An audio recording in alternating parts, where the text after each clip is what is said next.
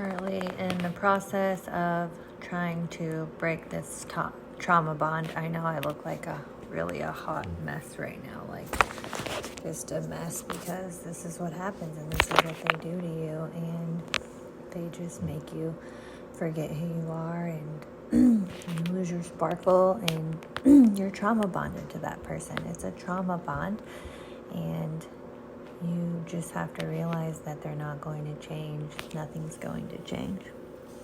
They're not going to change.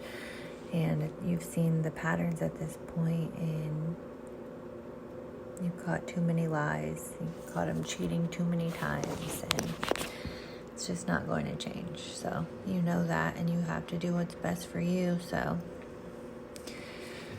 just keep going and get out. Keep packing, keep moving, keep going, keep moving forward, and your beautiful life will come. Your beautiful life is going to come. You just have to get out, because you know. Just go. You know you deserve better. God bless you, and good luck.